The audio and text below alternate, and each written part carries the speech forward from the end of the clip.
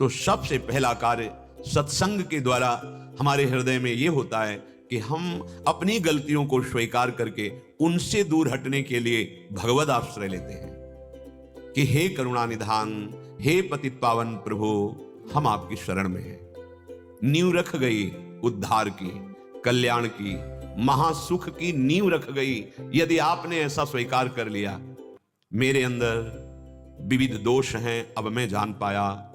हे हरि, हे कृपालु, मैं आपकी शरण में हूं। आप मुझे ऐसा बल दें कि मैं आपके प्रतिकूल आचरणों का त्याग कर सकूं, सदैव आपकी आज्ञा में रह सकूं।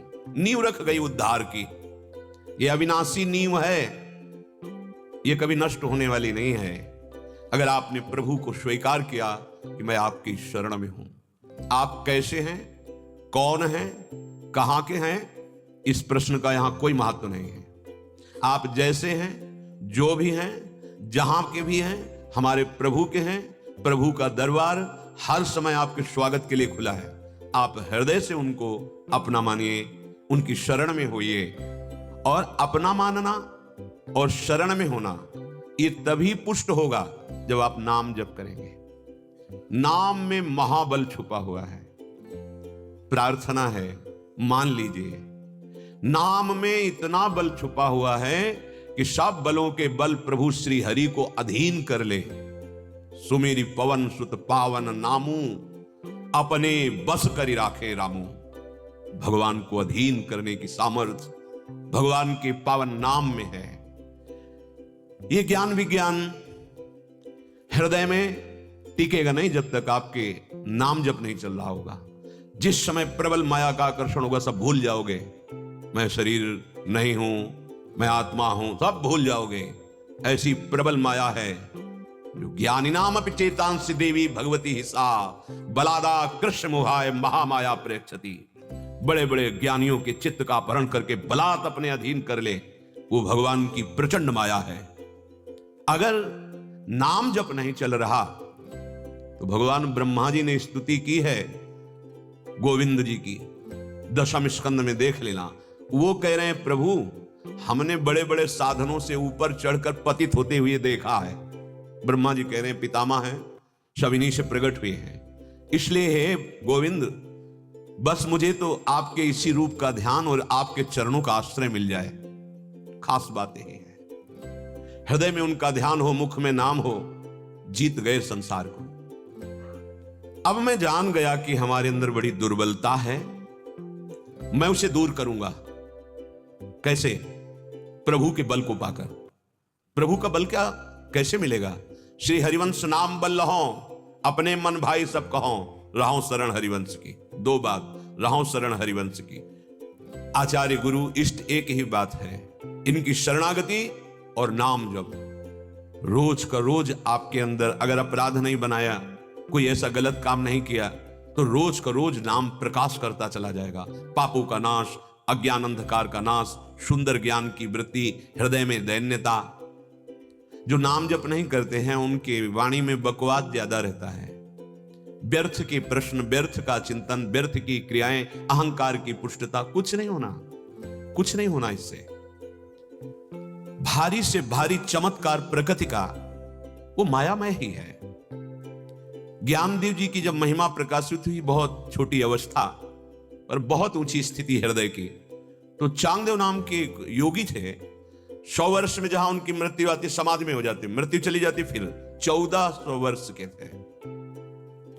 जब उन्होंने प्रशंसा सुनी तो जब तक ब्रह्मबोध नहीं होता या भगवत प्रेम नहीं प्राप्त होता, भगवत प्राप्ति, तब तक ईर्ष्या पिंड नहीं छोड़ती। बड़े बड़ों के अंदर होती ईर्ष्या। कंचन तजना सहज है, सहज तिया का नेह है, पर मान बड़ाई ईर्ष्या दुर्लभ तजनाए है। तो उन्होंने सोचा कि मैं अपना प्रभाव दिखाऊंगा ज्ञानदेव जी को कि मैं कितना बड़ा योगी हूं। उन्होंने वशीकरण विद्या के द्वारा सिंह को वश में किया और उस पे जैसे कोई घोड़े पे सवार हो, ऐसे सवार हो गए और एक कोबरा नाग की चाबुक वशीभूत करके और उस पे बैठ के चले। कुछ लोग दौड़ के गए, बोले महायोगी चांगदेव सिंह पर बैठकर सांप की चाबुक लेके आ रहे। ज्ञानदेव जी ऐसे चबूतरे पे बैठे हुए थे, मुस्कुरा दिए, जिसकी सर्वम खलमिदम ब्रह्म दृष्टि सिद्ध हो चुकी है, उसके लिए जड़ चैतन्य का भेद नहीं रहता, कोई प्रश्न नहीं रहता, कोई अहम नहीं रहता, मूढ़ता पूर्ण रूप से नष्ट हो जाती है, वो परम पद में जीते जी विराजमान रहता है। उन्होंने चबूतरे से कहा चलो स्वागत के लिए योगी आ रहा है। चबूतरा ऐसे चल पड़ा। वो विचार किए हम तो चैतन्य सिंह को, चैतन्य सांप को बस में इनके कहने से जड़ चबूतरा चल रहा है। उतरे साष्टांग लेट गए। तो उन्होंने कहा अभी तुम कोरे के कोरे हो, तुम्हें अभी तत्व बोध नहीं हुआ। अब ये चमत्कार देख करके अच्छे अच्छे के होश उड़ जाते हैं, लेकिन ब्रह्म बोध संपन्न भगवत अनुरागी महात्मा क्या कह रहे हैं, अभी तुम्हें कुछ प्राप्त नहीं हुआ। ये सब प्रकृति जन्य है। परमात्मा तत्व का बोध नहीं हुआ, परमात्मा की अनुभूति नहीं हुई, इसका क्या मतलब रहेगा। सबसे बड़ा बल होता है भगवान नाम जप। सच्ची मान लीजिए, आप हमारी प्रार्थना सुन लीजिए। भगवत प्राप्ति ना सही, तत्वबोध ना सही, जीने के लिए, अच्छा जीवन व्यतीत करने के लिए, दुर्गति से बचने के लिए, दुख विपत्तियों से बचने के लिए हमें भगवत आश्रय और भगवान नाम बहुत जरूरी है। अब हम अपने हृदय की गलतियों को जान गए हैं और इनको दूर करेंगे। देखो, कोई अपनी कमियों को समाज में कहने के लिए तैयार नहीं है, लेकिन सत्संग का बल देखो। जब श्रवणेंद्री में ये सत्संग के वचन गए तो हृदय में उसको इतना बल मिला कि माइक से सबके बीच में अपनी गलतियों का वर्णन कर रहा है। पहली बात प्रणाम है। अब उसने नींव रख दी परमार्थ की। अब अगर आज्ञा के अनुसार चलेगा तो गलतियों का निश्चित नाश हो जाएगा और दैवी संपदा का प्रादुर्भाव हो जाएगा। दूर करूंगा तुरंत।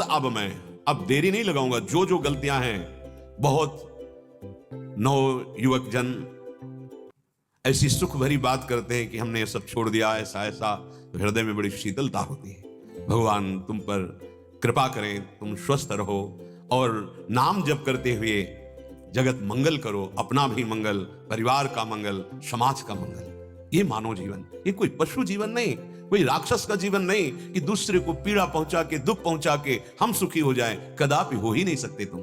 दूसरे को दुख देकर आज तक कोई सुखी नहीं हुआ, चाहे जितनी भारी तपस्या की हो, चाहे वो हिरण्यकश्यप हो, चाहे सुंद हो, चाहे शुंभ निशुंभ हो, कोई भी हो। इन्होंने ऐसी तपस्याएं की है कि ऋषि मुनियों को भी पीछे कर दिया।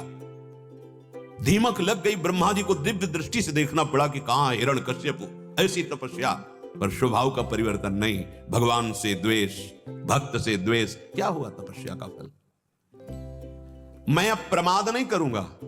जो गलतियां जान गया कि मेरी गलती है, अब चाहे जितना मन मुझे जलाए, मैं वो गलती नहीं करूंगा। पकड़ो बात को, महापुरुषों के वचन हैं। जिसको हम गलती जानते हैं उसे गलती मानेंगे और भगवान का आश्रय लेकर, भगवान का नाम जप करके उस बल से अब उस गलती को मिटिया मेट करेंगे। लेकिन हम क्या करते हैं, अंदर से जब प्रेरणा होती कि तुम गलत हो, तो उस प्रेरणा की हम कोई कदर नहीं करते, उसको मिटिया मेट कर देते हैं और मन की चाल में फंसकर ऐसे आचरण कर लेते हैं कि हमारा जीवन ही दुखमय हो जाता है। पक्का, अगर कोई नहीं जानेगा तो तुम्हारा मन तुम्हें जलाता रहेगा पूरे जीवन, और कोई जानेगा तो बाहरी दंड तो मिलेगा ही, मन भी दुखी रहेगा। और यहां तो ये ब्याज है, मूल तो न्यायालय यमपुरी है, वहां दंड विशेष मिलता है। वहां किसी भी तरह का मृत्यु नहीं है, कोई बेहोशी नहीं है, वहां सब होश में दंड भुगताया जाता है। ऐसा नहीं, वहां एक सेकंड में तुम्हारे सब पूरी अनंत जन्मों का हिसाब तुम्हारे सामने रखा होगा। तुम्हें स्वीकृति होगी, हाँ हाँ हाँ, और फिर आपको दंड मिलेगा। भाई, ये मानो दे बहुत बार दंड भोग चुके, नरक जा चुके, मां के गर्भ में जा चुके, अभी विपत्तियां, दुख, रोग, संकट ये सब घेरे हुए हैं। निकलो इससे, निकलो। ये इस भोगने का समय नहीं है, ये इनके मिटाने का समय। मानव देह भोग के लिए नहीं प्राप्त हुई है। ये बड़ी मूढ़ता छा गई है हमारे अंदर। अरे मौज मस्ती ले लो, हम कहते हैं हाँ लीजिए मस्ती। यज ज्ञात्वा मत्तो भवति स्तब्धो भवति आत्मारामो भवति। आओ मस्ती जिसे कहते हैं उसे देखो। पापाचरण में मस्ती मिलेगी, गंदे नशों में मस्ती मिलेगी, गंदे आचरणों में, गंदे विचारों में तुम जलोगे। देखो ना हृदय को, तुम मस्त हो क्या? मस्त तो वो है जो सच्चिदानंद भगवान का चिंतन करता है। मैं प्रमाद आलस्य न आने दूंगा कभी। अब प्रमाद नहीं करूंगा। जो हमारी दिनचर्या है, अगर प्रमाद नहीं है तो दिनचर्या में कभी अंतर नहीं पड़ सकता। ध्यान रखना, शरीर स्वस्थ होने पर भी दिनचर्या में एक सेकंड का विलंब नहीं होता। क्योंकि वो अभ्यास चैन नहीं लेने देता। पीड़ा है, नाना प्रकार की शरीर में व्याधियां हैं, दिनचर्या नहीं, अपनी दिनचर्या नहीं उठ के बैठ पा रहे हैं, नेत्र खुले हुए, हमारी दिनचर्या चल रही है। भारी परिस्थिति अगर शरीर की दुख में है तो चल रहा है चिंतन, वो दुख हमें छू नहीं सकता। हम क्या करते हैं, इतने प्रमादी हैं कि समय की कीमत को हम नहीं जानते हैं। आपसे हाथ जोड़कर प्रार्थना करते हैं, अगर समय की कीमत तुमने पहचान ली तो तुम महापुरुष हो जाओगे। ये अमूल्य समय है, जो एक सेकंड गया जीवन से गया, दोबारा नहीं मिलने वाला। तुम्हारा मानवदेह बहुत महिमामय है, तुम इसी मानवदेह से नारायण बन सकते हो, ब्रह्म स्वरूप। तुम इसी नर शरीर से देवराज इंद्र बन सकते हो, ब्रह्मा बन सकते हो। तुम इसी से भूत बन सकते हो, नाली के कीड़ा बन सकते हो, सुअर कुत्ता बन सकते हो। क्या बनने आए हो तुम?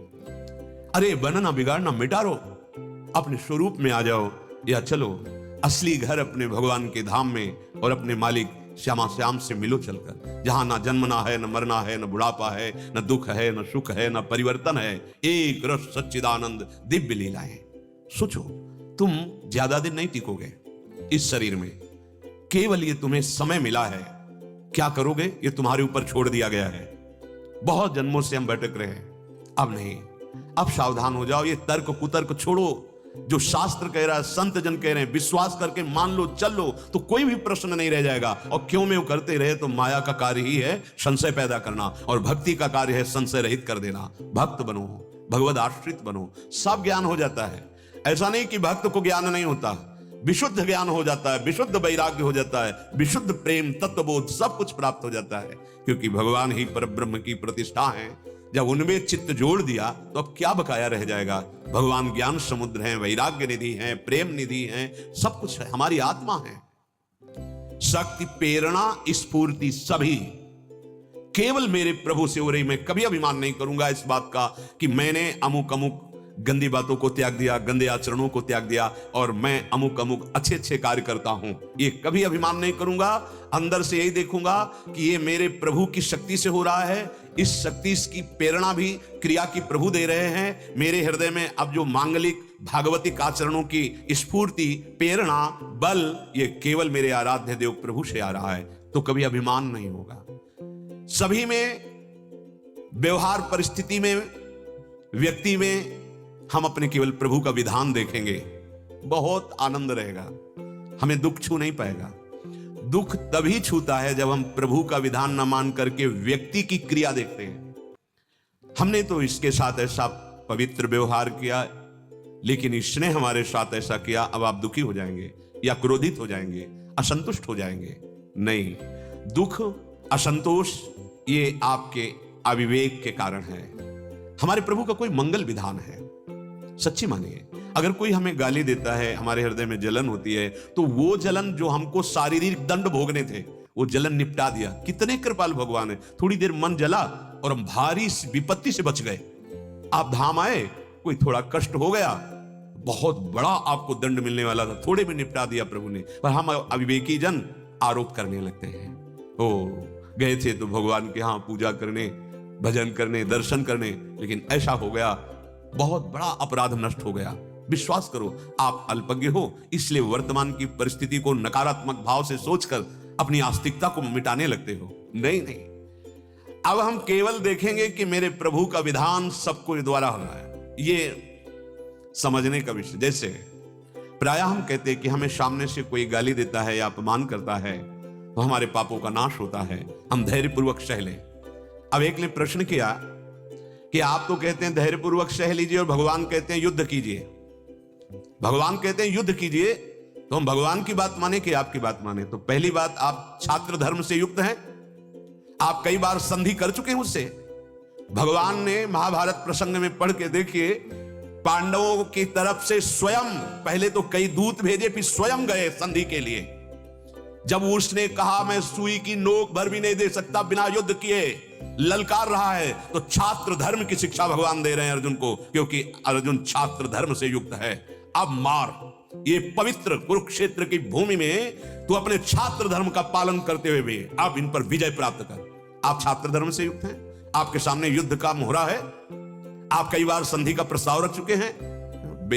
बेकार की मूढ़ता के प्रश्न होते हैं। तुम अर्जुन हो, अरे भाई तुम भगवान की प्राप्ति के मार्ग में चले हो। भगवान स्वयं कहते हैं कि निंदा स्तुति मान अपमान शत्रु मित्र में समान भाव रखता है वो जीवन मुक्त हो जाता है। आपका धर्म इस समय सहन करना है। आपके सामने युद्ध भूमि नहीं है, आप धर्म युक्त युद्ध में नहीं खड़े हैं। धर्म का निर्णय स्थान और परिस्थिति के अनुसार होता है। ना तो आप बॉर्डर पे खड़े हो, ना आपके सामने युद्ध क्षेत्र है। आप परमार्थ के मार्ग पर चलना चाहते हैं। जब उन्हीं अर्जुन को जिन्हें छात्र धर्म का उपदेश भगवान कर रहे हैं, तो परम मंगल के लिए वही कहते, सर्वधर्मान परित्यज्य माम एकम शरणम व्रज अहम त्वाम सर्व पापेभ्यो मोक्षयिष्यामि मा शुचा। बात कहां की कहां जोड़ोगे तो तुम्हारी समझ में नहीं आएगी। जहां जिस स्थिति से धर्म का उपदेश हो रहा है उसे समझना होगा।